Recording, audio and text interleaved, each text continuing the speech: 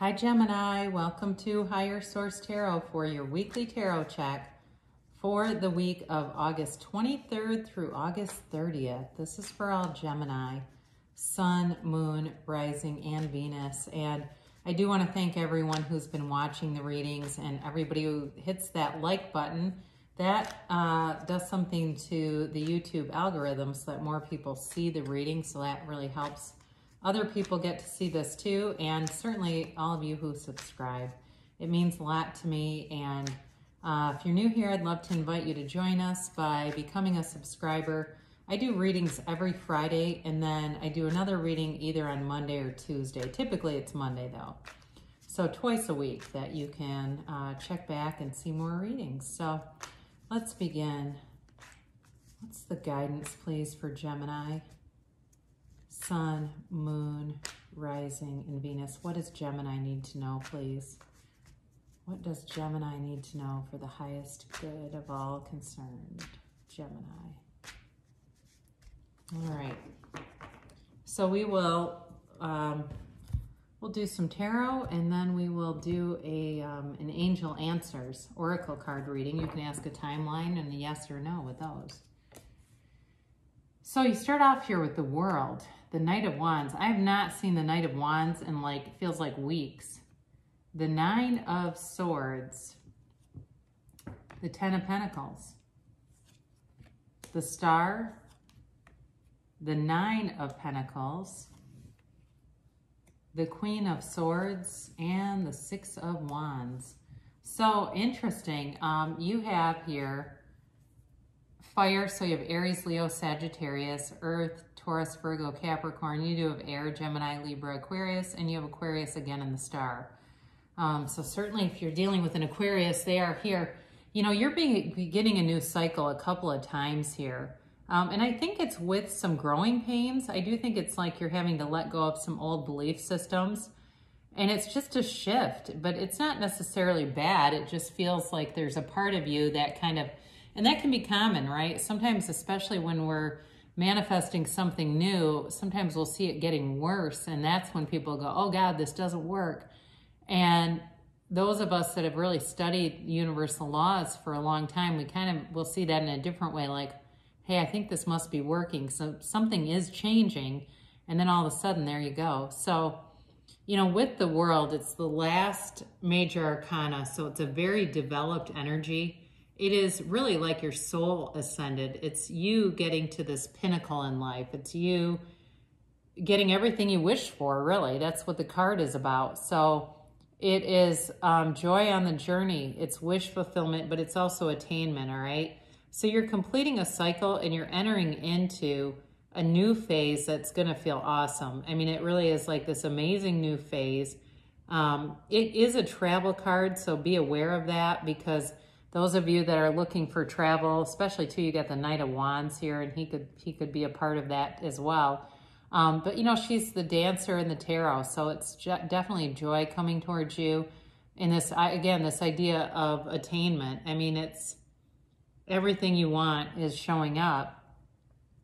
So you have the Knight of Wands here, and you know, of course, he's fire energy. He is kind of an in and out energy though. So be aware of that, because it almost feels like indecision in some level, you know, kind of going back and forth with an idea, not being sure about maybe the best way to execute it. It's you know, it's a change though too. And it's a change that happens very quickly. And that may be what it is the speed of this, because you have the World, which is a change. This is a change, and it's quick. And then you've got that Nine of Swords that shows up with some anxiety, but then you get recovery after that. So Nine of Swords doesn't really bother me much. It's not necessarily, it's not a positive card, but it's, it feels like it's very short-lived here. So with this Knight of Wands, this can be too being the center of attention, and you have it again with the Six of Wands. So that also could be it, that there's somebody that comes on very strong. They're interested in you. They lay it all on the line with the Queen of Swords here. And it is intense. There's an intensity about it that's like a little bit, I almost said crippling, but it's like a little bit too much, all right? So, and I think that's really where this Nine of Swords comes in, where it's like just a little bit much to take in, and it creates some anxiety, it creates some restlessness, you know, even a hard time sleeping. It's not all, I mean, it's not all completely bad, but it just creates this shift in energy that takes a minute to adjust to. But again, there's not any other cards here that really show a major problem. I do feel like this is more about adjusting to this energy shift and adjusting to this new cycle. Like I said, when you're about to manifest, sometimes it feels a little bit weird. It doesn't feel quite right, and then there it is. And then here you go. You've got the Ten of Pentacles here. It's the Wealth card. And this is a beautiful, harmonious energy. I love it with, you know, when you bring in something like the Ten of Pentacles with the World, we'll get the Star here too. When you have energy like this, I mean, this is definitely wish fulfillment. It's attainment. It is truly a beautiful, beautiful energy field around you. So no complaining, okay? And don't be hitting that thumbs down button when you have that. So even if you think this isn't you, open up to it and accept it, because it may show up on a smaller scale. It may be that you go, well, you know what, the energy has been better. Okay, maybe things are going my way. Maybe things are always working out for me. So with the Ten of Pentacles, it also too can be a gift that's brought in a way that is almost disguised. So there may have been something in the past that was problematic, but you're going to see it become an asset. You're going to see it be something that led you to more, all right? Because you're getting the more now. So the problem is behind, the more is here.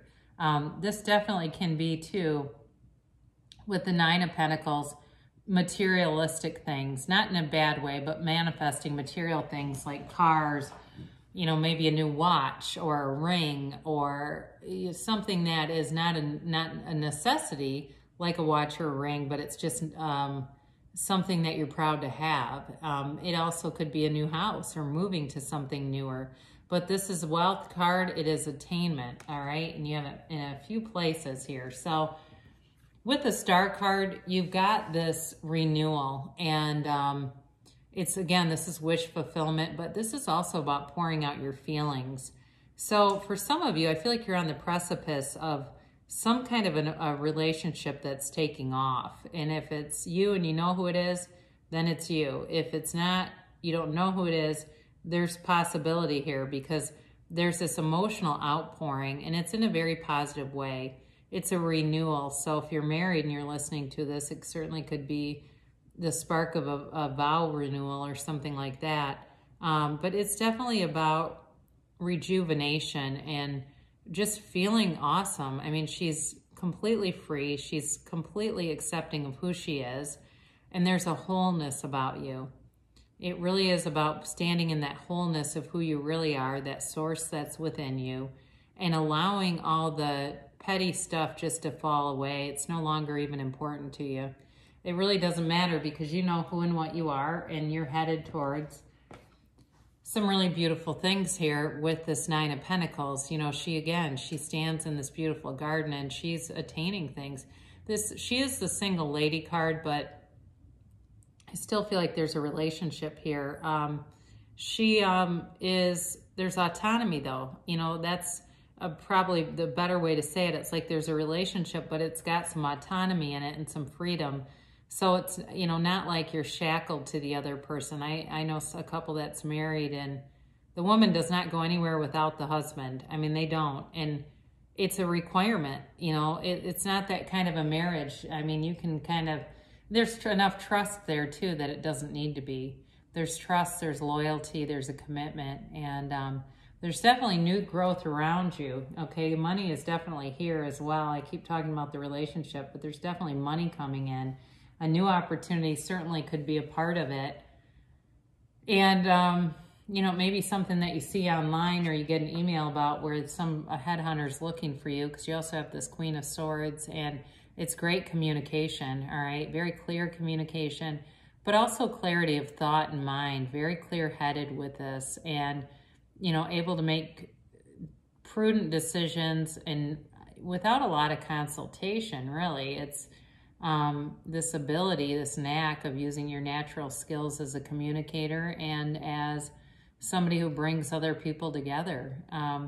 So I definitely, with this too, you are in your own power here, in this energy field. So good things happen when you're in your own element. And then I mentioned before, you've got success and victory here with the Six of Wands, but it's also eyes on you.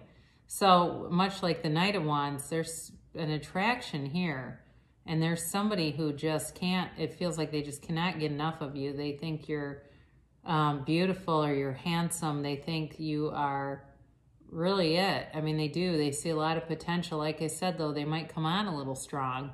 And for some of you, that might be a little scary because it just feels like a lot. But I do feel like you've got something that's moving forward here. So let's ask the angels, and you can ask a timeline. You can ask a yes or no. But it's great energy. So we'll just do a dose of shuffling here, a dash of shuffling. So you know the cards are not ordered in any particular way, and get what they give you. And hopefully it's something that you like, or it makes, at least makes sense.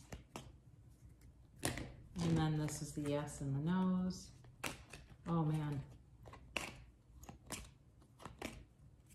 All right, so we begin here. Your energy that you're coming out of is the situation will improve. So you have nothing to worry about. If you've had some things behind you, that's where they'll stay. If they weren't serving you, if they weren't, you know, the best that you could have, they'll stay there. The universe is always on your side, okay? Always bringing forward the best situations. I love this card, Big Happy Changes. This is a phenomenal card to get because, and it very much aligns with the cards that you have in the tarot too. It really is the shift towards fulfillment. I mean, it's really a joyous card. It's a card of attainment, but it really is feeling and radiating joy from within.